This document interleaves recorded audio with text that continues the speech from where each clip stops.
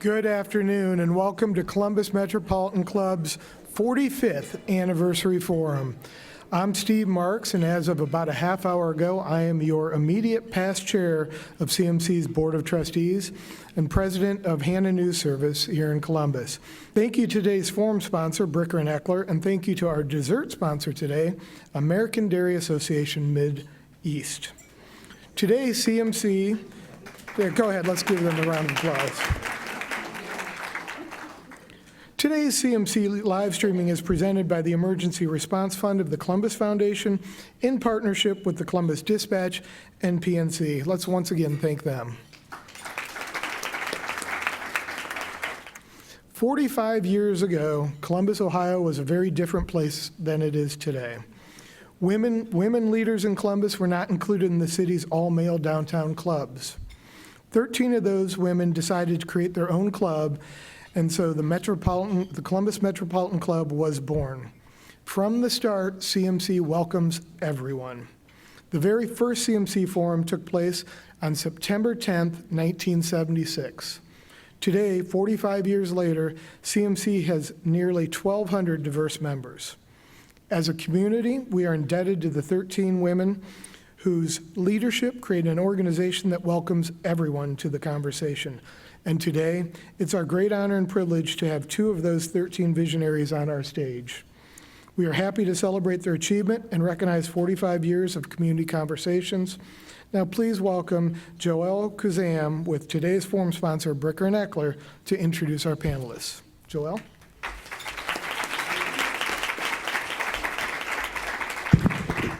Thank you, Steve, and thank you all for being here with us today. As you will learn today, women like Mary Lazarus and my friend and colleague Sally Bloomfield are rock stars, unicorns, exceptional role models. Their foresight in 1976 in seeing and filling a need for a place where a growing metro city like Columbus could come together and civilly discuss important topics of the day is a testament to their can-do spirits, and we all are the continuing beneficiaries of their collective effort. They and their 11 colleagues have, through many such actions throughout their careers, continued to help us innovate. They have helped women become confident business leaders. They have turned men into allies, and they have left us all with a legacy of civil discourse through this Columbus Metropolitan Club. At a time when we most need civility and common sense, I am delighted that Bricker & Eckler, which places such a high premium on diversity, including diversity of thought, can sponsor today's forum featuring Mary Lazarus and one of my personal sheroes, Sally Bloomfield.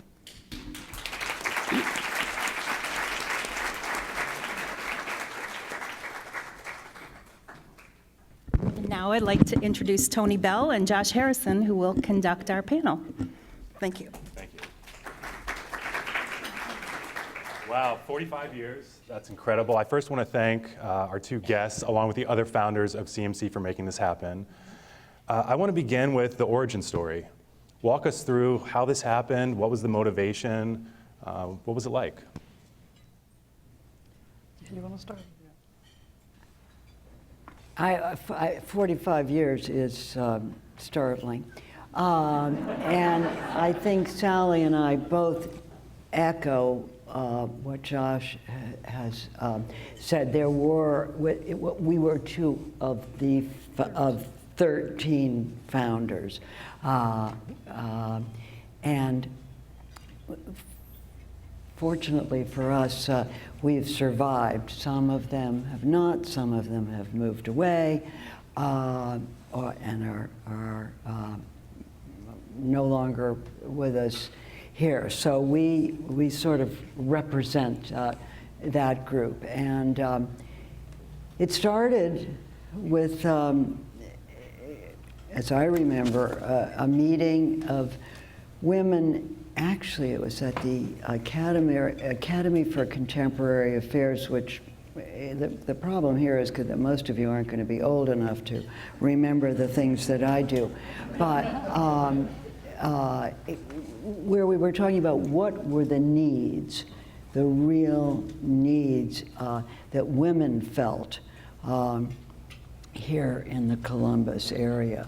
And so I'll start with one and then turn it over to Sally. One was that there were not places, clubs, if you will, that welcomed women as members or even always guests. The University Club, the Columbus Club, the Athletic Club, none of those had women members. And there are some stories about those. Right,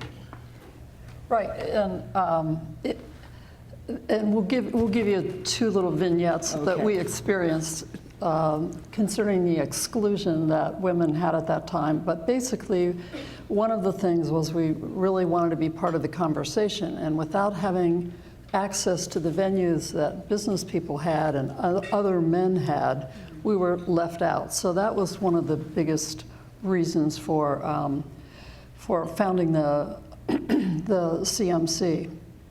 I think it's important to sort of remember the context of 1976, and that is in your programs today, what was happening, because this was the environment in which we worked to establish the CMC. And we had our own personal experiences of exclusion. I'll start with one, and I know Mary has one too. At the time of the founding, I was a commissioner on the Public Utilities Commission of Ohio, and as such, I was asked to give a speech at one of the downtown clubs. And it was after hours, and it happened that our office was right across the street. So I raced across Broad Street, go up the front steps, and there was a knocker, which I knocked on, and took a few minutes, and finally a young lady, or an older lady actually, who was in uniform, came to the door and said, "Oh, no, no, no, no, no, you cannot enter in the front door." And I was just taken aback. I had no idea this was the policy. So they, after a while, they took me to the rear of the building, and I was able to enter, and I had to give a speech there. So then I climbed up the stairs to the second floor to give my speech. And it sort of went downhill from there.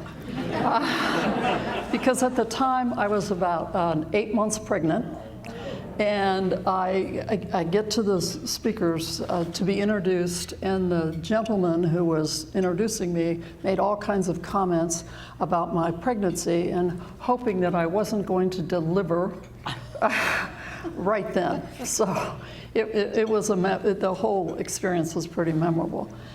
The other thing that I remember from around that time was credit cards.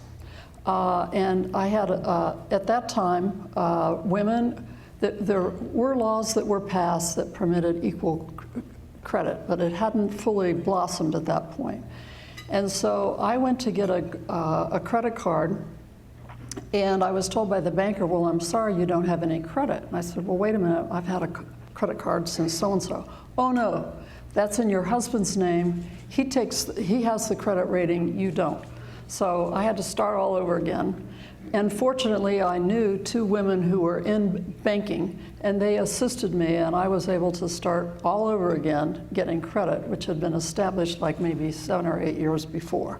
So that sort of just gives you the context of what we were living with. And Mary has an even better story. I'm not sure that mine is better.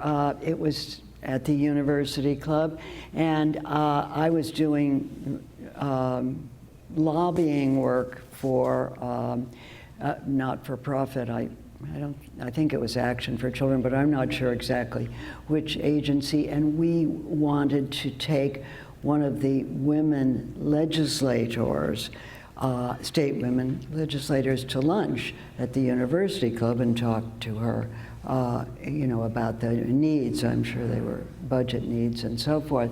And so when I went to make the reservation at the University Club, my husband Bob was a member. I said, there'll be 4 of us or whatever, we would like to come at noon.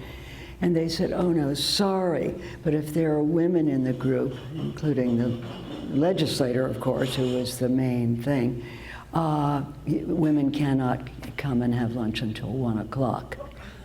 Because naturally, the underlying thing was that women would be, free at 1 o'clock. Well, it happens that at the legislature they were to be back meeting at 1 o'clock. So that didn't sit too well. And I don't remember whether we got it resolved or not. But anyway, so that's one more example of the kind of thing. Wow, that's amazing.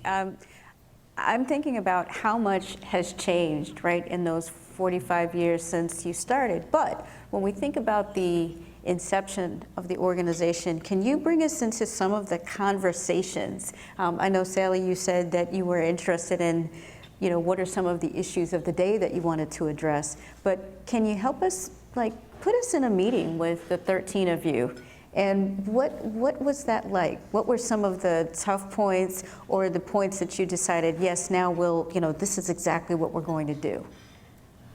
I don't know that we had an exact idea originally, except we did want to model it very much like the City Club in Cleveland in terms of presenting a panel and discussions and that kind of thing.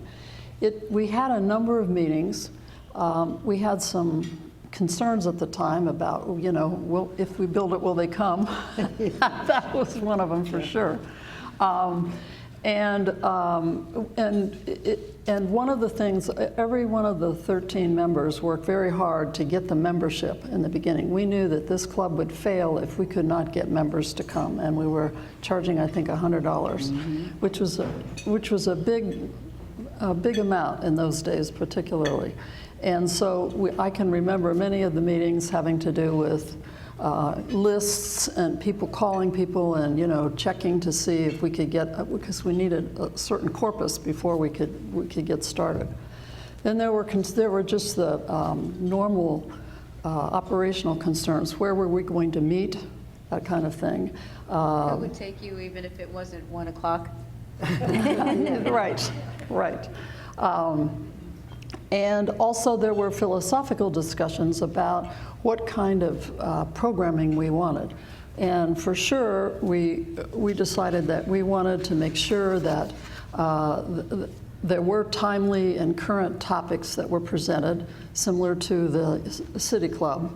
We wanted to make sure that it was very balanced, that we had both sides represented. And in fact, one of the sort of tenets in the very first was that we had to have a point-counterpoint. Now, we had to abandon that later, not because the concept wasn't good, because it is, and I think the club still honors all sides, but we could not always get people on each side to speak at a particular time, and that was a problem. And we wanted as many sides as possible to be represented on a given issue. We definitely wanted interaction between the members and the people participating and the speakers. And so the question and answer period started, and I am pleased to see that that is still a very integral part of what's going on today, because that made a lot of difference. And we thought that because there was no group like this or club like this, that we could serve as a catalyst to keep the discussion going and put out important topics that hadn't really been discussed in one place before. Did you feel that it took a lot of courage? And go ahead. I didn't want to interrupt you. Well, no, I was just going to add to that. In an example, our very first forum was, as Jane said, on September 10th,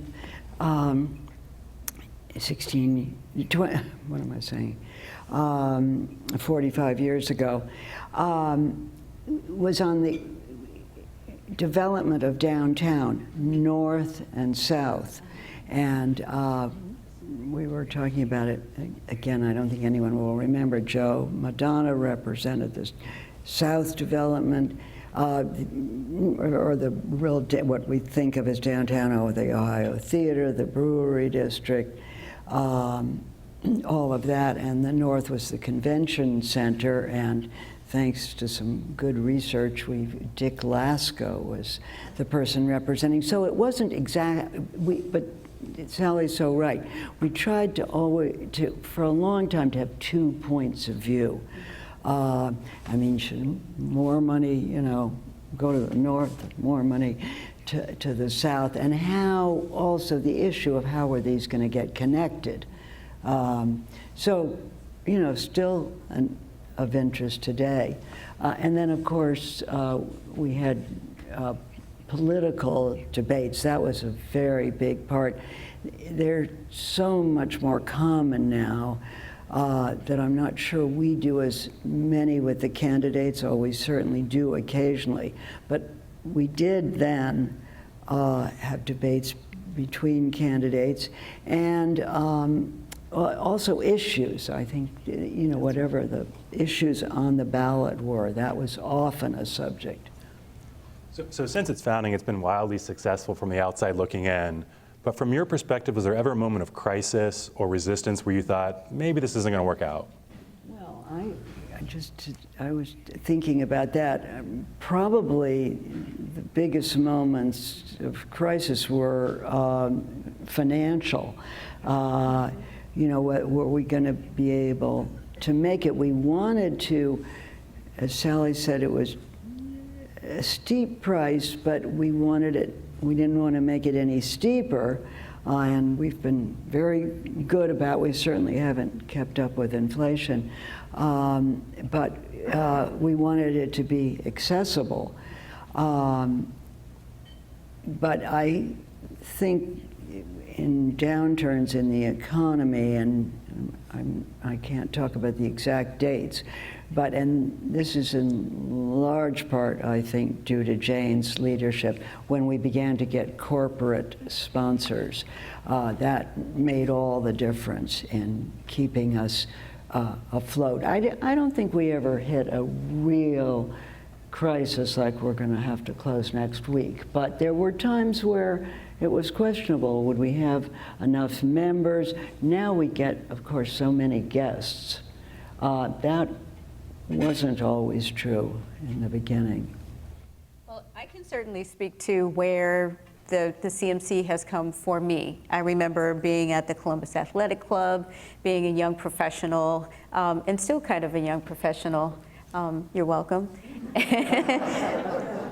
And I can say that the CMC has meant so much to me in terms of the variety and the diversity of thought. And I found myself coming to forums that are on topics that I normally wouldn't have thought about, but I said, seems interesting, let me go. And I found that the ones I've come to that are outside of my bailiwick have been the most inspiring. So that's pleasing to me, and I would imagine it's the same way for our members. What has surprised you most about how far the CMC has come? Well, I would say, first of all, the membership is wonderful in terms of numbers, and that was a struggle, particularly for the first several years. We had about 400, and it went up to 500, and we were holding on at 500 for some time. Yes. I think the fact that the original tenets that we started with, in terms of the balanced discussion and the diversity and absolute inclusion, that of course has stayed. And so I think the essence has remained the same, although it's certainly improved over the years. The programs have improved, the offerings to the members have improved. I mean, it's just been wonderful. Personally, I couldn't have foreseen it being as successful as it has been, particularly after 45 years. We haven't mentioned it, and you probably were going to, that from the very beginning, we're the 13 women, and we did have quite a number of meetings before we launched.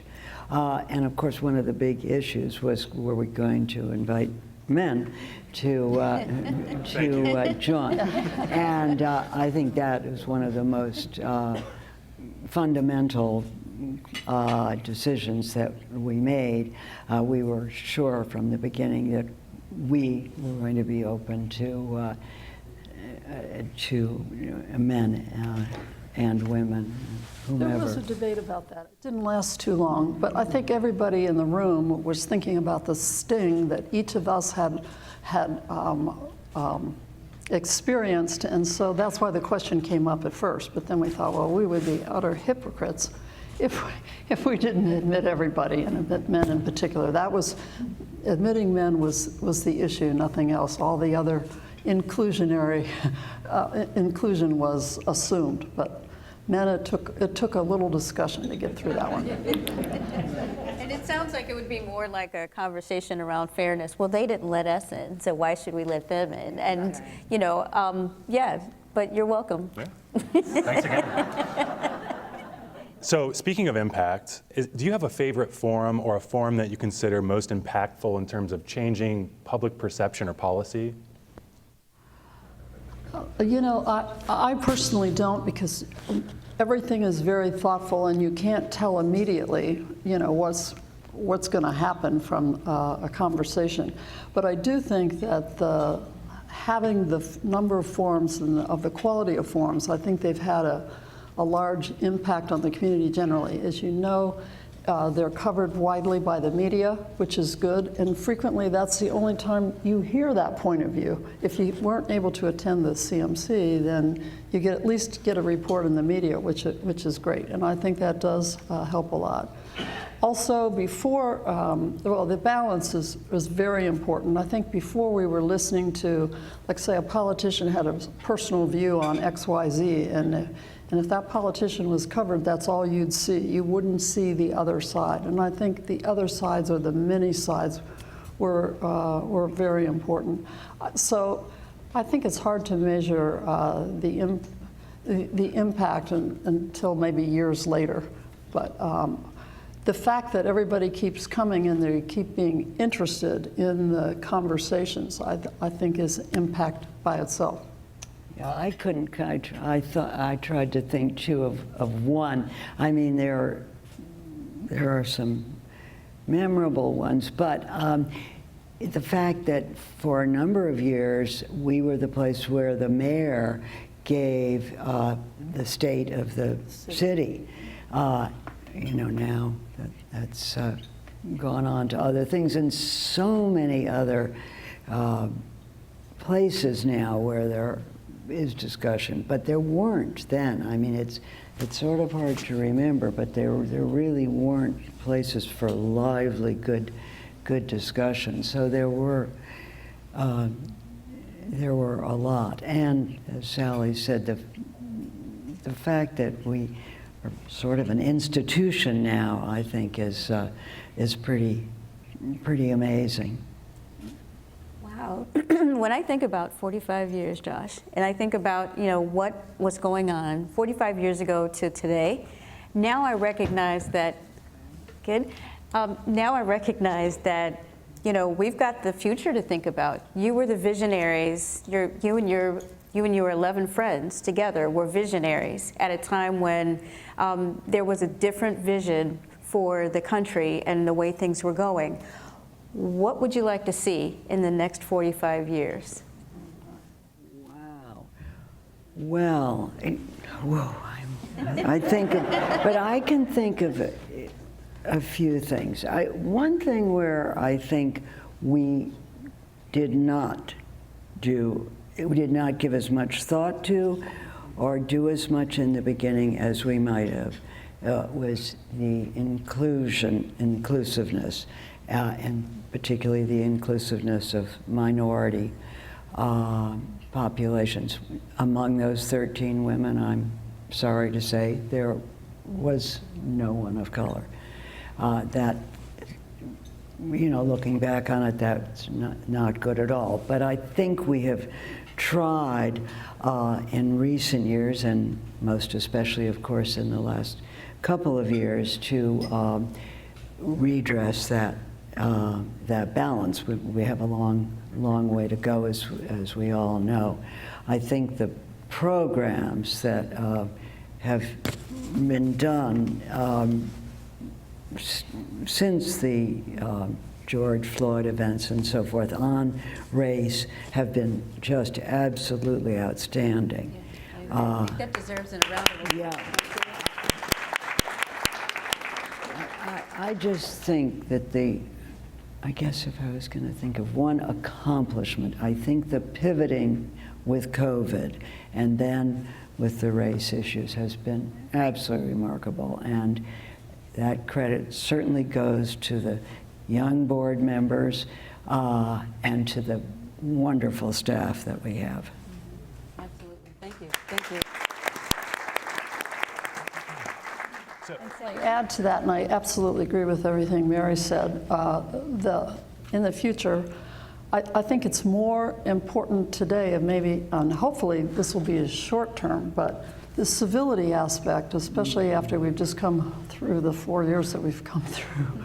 I mean, that was lost, and it's so important that there's an institution that promotes civility, which the CMC certainly does. And I would hope that that would continue. I would also hope that that wouldn't be as big a need in the future as it is now, but I think it needs to be on the menu at all times. I wouldn't bet on that. I think it will be a need. Well, and it seems to be a constant. In previous conversations, we were talking about civility in 1976 and how that was top of mind for you. So could you compare and contrast what was happening then and now as it relates to civility? Night and day. I mean, we thought it was uncivil then. We hadn't seen anything yet. Thank you. Yeah, I mean, so when you think about 45 years ago, one of the items on the 1976 menu was Fidel Castro had just come into power. There was a lot of unrest where the political climate might be. There was an Olympics. Everything was going on. And Sally, if I can take it back to you, you said that when you guys were thinking about the CMC, you were pregnant when you had the event at the athletic club. That's right, but that was a couple years before we founded CMC. Okay. That preceded. So you still had a youngster. You still had a youngster, and you had a flourishing career, and something that many people ask themselves, and you've got a young and seasoned professionals, but it always seems like we're always looking for what's the work-life balance. And then it sounds like there were a lot of hours that each of you put into making the CMC, launch. What was the sacrifice that each of you had to make, right? In addition to all the other responsibilities, you were doing something, and did you think, oh, we're going to change the world, or did you just think we just need to make some change? But either way, you invested the time. So what was that? What did you have to sacrifice in order to make CMC launch?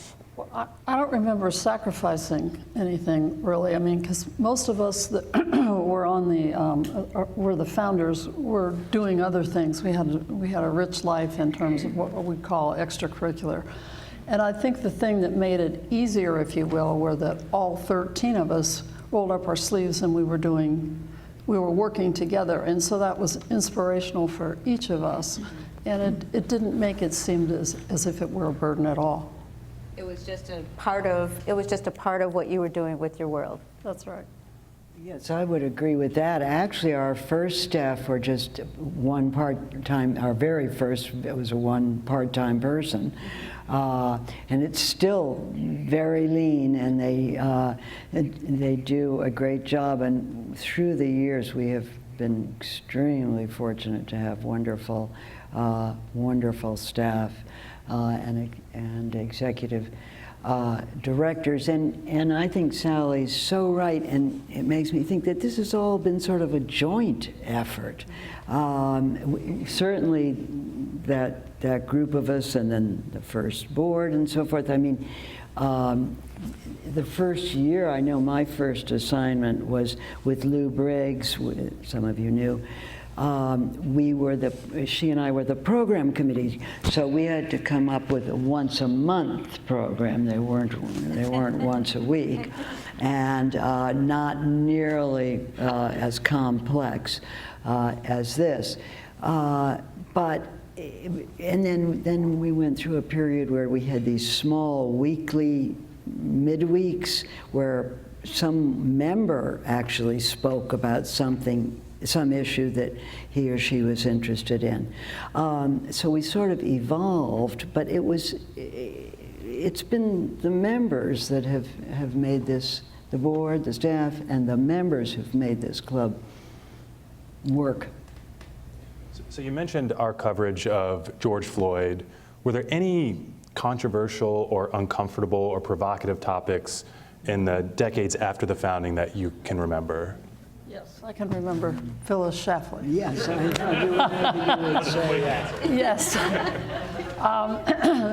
She was a national figure who was anti-ERA. And the thought was we would have a point-counterpoint. Well, we could find no one that wanted to argue with a national figure, which I can understand from Columbus. That was the problem. So then the debate became, do we cancel this, or do we go to something else or not? And we eventually decided no, this was a point of view. None of us, I will have to say, none of us on the board held that point of view, but we thought it was important for people to understand the point of view. So we went ahead and had her. And we did experience an outcry from some of the members. I think they must have forgotten that we were, that part of the goal was to have diversity in thought and discussion and issues. But anyway, and I think we did have, I don't think we didn't have a whole bunch of people leaving, but we did have some people that said, that's it, I'm not, if you're gonna have Phyllis Schlafly, I'm not coming. And that was scary. And I think it was courageous on the part of the board to go ahead when we realized that we weren't going to have the counterpoint, and we also knew that some of our members would be very disappointed. Yeah, I remember that one very, very well too. And there was some discussion, well, should we go? Should we show up? Does that mean we're supporting her? And I remember going. I do remember, I can almost see where I was sitting, that some of us at our table didn't clap for her. But we showed up, and we've always been polite, I think, at CMC. We listened to other points of view, and Well, thank you for that. I can only imagine. I'd love to go back. Was that one recorded? Yeah, there were some other. Yeah. Oh my goodness. Well, as we're going to ask you your final question before we go to the audience's Q&A, because I'm sure that our friends online are chomping at the bit, as well as members of our audience who would love to ask some questions.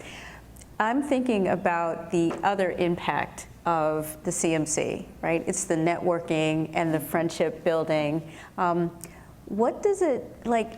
What feeling must it give you on the inside to know that so many business relationships and even lifelong friendships have happened because of just the thoughtfulness and the mindfulness that you had 45 years ago? And yeah, I mean, I can think about stories about how I've personally benefited, but what feeling must that give you in addition to the goosebumps I've got right now, and probably Josh?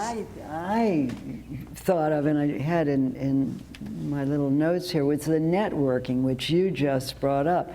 I think that's something maybe we haven't talked about that has been a real byproduct, if you will, or part of the success, the reason people come. I thoroughly enjoy walking in and sitting down with people that I don't know. I also like coming and meeting up with people that I haven't seen for a long time, like now. But I think that that networking, and then I was also thinking we've done some off-site things that have been really good. In fact, I'm looking at my son down here. When you were talking about what did we sacrifice, I said, well, you'd have to ask my kids. Was I ever home? But anyway, but I remember one that you went to where you got to drive a car, new cars that at the Ohio State, where they developed the new cars. We had a thing there, and there have been a lot of others. I remember learning so much about the, what the Thompsons do at Ohio State with the polar. Those are just things that stick, you know, yes, polar research. Things like that. I'm with you. Some of the ones that have meant the most to me were about things that I didn't know anything about. Absolutely. How about you, Sally? I think the networking we noticed right away, I remember after one of the very first forums, the buzz in the room, the fact that people did not leave immediately after the forum, they stuck around. You could see people introducing themselves to each other. It was a great feeling. It was really great, and it still continues today. Right, the buzz. I was thinking that so much. I remember at the athletic club, if all this conversation, unfortunately, COVID has put a little crimp into that, but hopefully we'll be back. Just a little crimp, because when we're online, and you know, when I'm joining online, I'm able to chat with people, and you know, I see that there's a healthy community, the robust online community, and people have gone back and watched it. So, COVID be darned, we've swiveled. We are about to go to audience questions, but before we do, I want to ask one last question. As we go into the next 45 years and hopefully beyond with CMC, what do you hope we never lose? To never. And as we change and evolve, what do you hope we never lose? Oh, I hope you never lose, the club never loses the basically what I would call the tenets, which would be the always having timely topics, current topics, that presenting as many sides as possible, always civil, and the provision of interaction between members and guests and the speakers, and finally serving as a catalyst for things to come and for people to come and for the discussion to be continued. I think those are very important, very important. I don't think I can add much to that. I hope we become more and more inclusive and accessible. Excellent. Thank you. Jane, I believe you have some questions for us.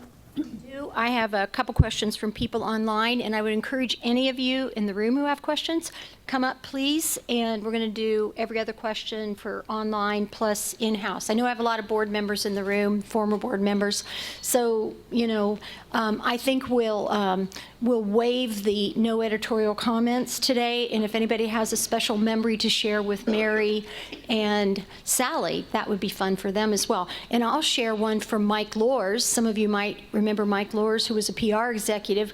When I first started with this job, he came to meet with me, and he said that he wanted me to know that the ladies recruited him to be on one of their first boards, and they promptly elected him to be secretary.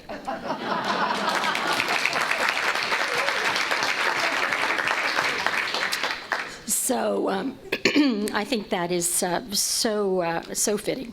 Kathy Fox asks, Mary and Sally, what are the biggest accomplishments of CMC that you might not have envisioned when you helped with the founding?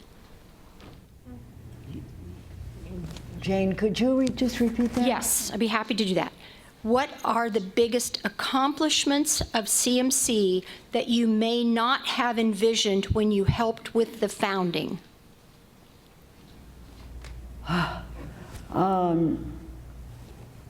Well, I guess I don't know that we've said about the networking. I mean, I don't remember that was a founding. I mean, that probably was in the back of our minds, but there's been much more of it. Another thing that I think's been wonderful is in the beginning, and I read this somewhere, that the audiences were very heavily weighted with women and a minority of men. I think that has definitely changed. We often have, hopefully we have about equal, but we have lots of men, and the men are always very good at asking questions, and I'm always poking the women and saying, get up there and ask one. But can you think, I just never, like Sally, I never dreamed that it would become as much of an institution in the community as it is, and I'm delighted. And institution and stature. I think Yes. that's the word, because, you know, this was a small group. We had no idea, but CMC is really a potent organization at this point. It's people are very, very respectful of it. It is covered in the media a lot, which for good things, not for bad things. And that's taken a while to get to that point. And I think I would go back to Mary. I think the thing that sort of catapulted into that echelon, if you will, was the mayor's state of the city, which happened about a year or so after we were founded. If I recall correctly, we asked him for 1 year and he said no, and then he came the second year. And then it became a tradition until fairly recently that that's where it would be. And I think that really added to the stature. Renee Delane from Women Who Dare, and I have a question for each of you, amazing women. Very, very slowly because they cannot hear you very well up there. Okay. Just a question for both of you, amazing women, is that if you could go back in time into history or at the present time, who would you love to see up here for the forum that you could ask questions of? Who would you love to see? Don't forget that we're up here from 45 years ago, so maybe our hearing isn't quite as good. Who would you love to see that you haven't seen? Oh. Somebody, let me speak a little louder, if I may. Anybody in the past, in history or present, that you would love to see at a forum here, CMC forum?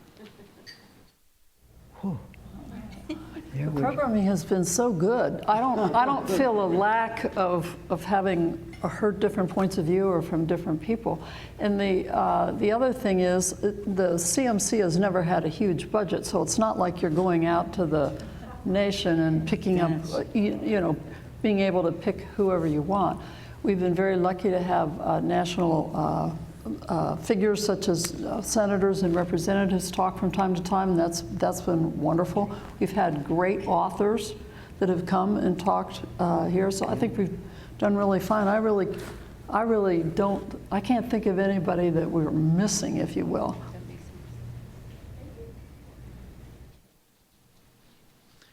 Hi, I'm D.J. Buchanan, board member. Did I hear you correctly that your first meetings were at the athletic club? No. The first meetings I went to were, their first meetings were your first meetings. Where did you end up? Meetings were a Motorist Mutual, I believe. Motorist Mutual. Is that? So were you able to make all that happen, or did they want to talk to your husband, or did they want to talk to the male representatives there? Oh no, I have a feeling that we were a small but mighty little group. The Columbus Foundation was very supportive of us right from the beginning, and one of the founders was a woman named Lita Marding, who invited us for our first few meetings just of the group at the Columbus Foundation. And I think we were able to enlist, I don't know, Jane, what kind of rent we had to pay there, or I think it was pretty gratis. but I think It was, which was really wonderful. yeah, no, I think the number of the corporations, and then we had lots of iterations. We did have a small office. By the way, one of our original thoughts was, wouldn't it be nice to have a club, in club rooms and so forth, where women were welcome. Well, it wasn't very long after that the Capitol Club, which you remember at the Huntington, opened, and they did invite women from the beginning. So then that sort of And anyway, we didn't have the money to do anything grandiose like that. But I think the community was quite receptive. Do you know how long it took the athletic club or the Columbus Club to accept women? I don't know. I was trying to think. I think after the Capitol Club, I know that my husband, Bob, was very active in trying to get the University Club to change That their... was second. The athletic club was third, and the Columbus Club was the last of the downtown clubs. Yeah.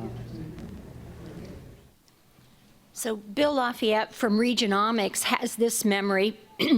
My first meeting was part of the series on LGBTQ life in Columbus.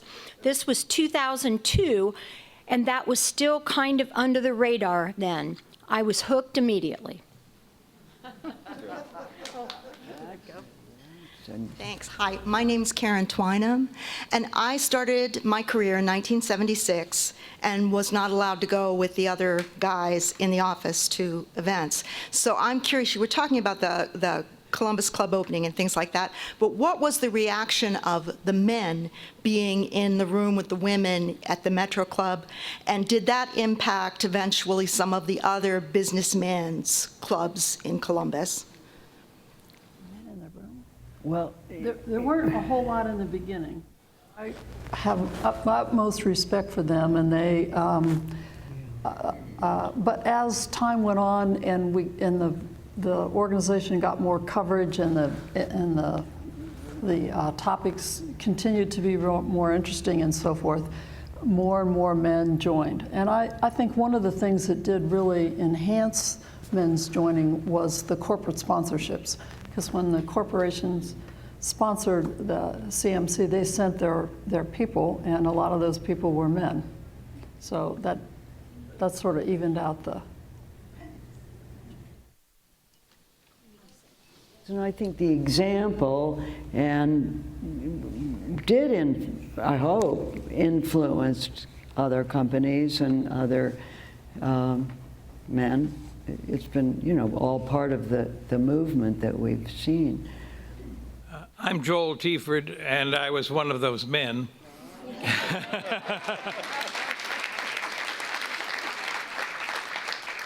And one other thing is we did have club rooms at the Atlas building for a while. Right. That was, I was president when that was going on. And that was a struggle constantly. That's right, was Joel, thanks for remembering that. Was that the time, at one point, is that on the Atlas buildings on Long Street? Yeah. Okay. In Long and High. We even had a tiny little lunch service there, remember? Yeah. You could come in, bring a friend or a guest, and order from a very limited menu, a sandwich or a quiche or something, and there were a few tables. So that was another evolution. Another thing we did was, no, wait a minute, why was that? We were at the chintz room, or the room at Lazarus, because something closed. And you could go there in the little small dining room. There was a private little dining room off the chintz room on the 5th floor at Lazarus, and the CMC ran that for a year, but there was some reason. Does anyone remember why? I don't know why that happened, but I just thought of it when you brought up. So we went through a lot of exactly. Hi, I'm Carol Newcomb. I was a recent chair of CMC, and I want to thank you for your vision to start this organization.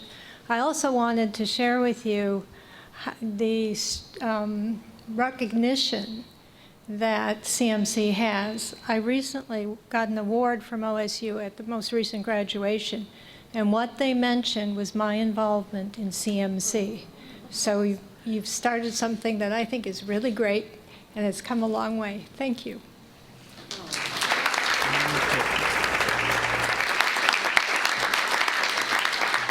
Well, and here's a closing thought that talk about networking. Kathy Fox, another memory from her, she said she was going to a CMC midweek program, and a guy named Joe Aludo presented a big idea for the OSU Business School to have its own buildings. Goodbye, Haggerty Hall. Who knew then where he would take it? So you never know who you're going to meet at the Metropolitan Club, right? So,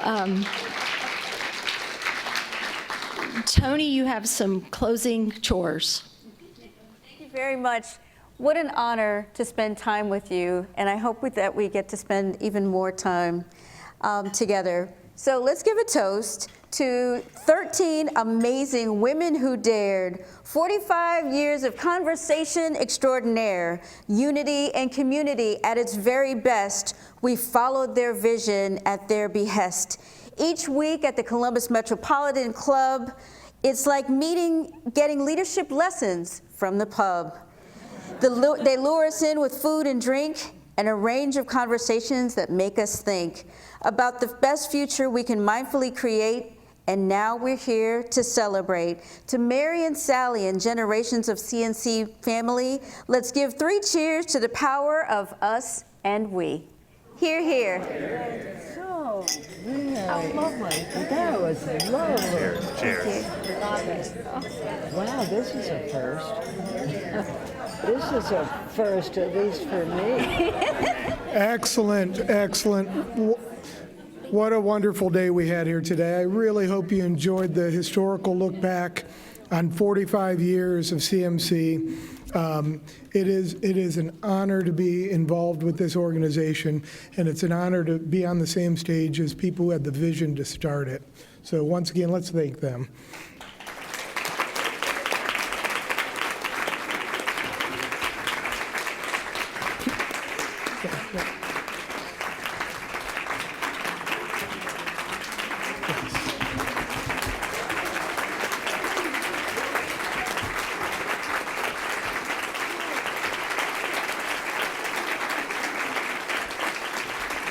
Thank you. Thank you very much. Please make plans to join us next Wednesday as CMC marks the 20th anniversary of September 11th with our forum 9/11, We Were There. Our thanks today to today's forum sponsor, Bricker and Eckler, and our dessert sponsor, the American Dairy Association Mideast, to the Emergency Response Fund of the Columbus Foundation for presenting our live stream in partnership with the Columbus Dispatch and PNC, and thank you to our online virtual patrons. And our special appreciation and thanks to our guests of honor, Sally Bloomfield, Mary Lazarus, and our hosts, Toni Bell and Josh Harrison. Thanks all of you for joining us for an annual meeting in this special anniversary.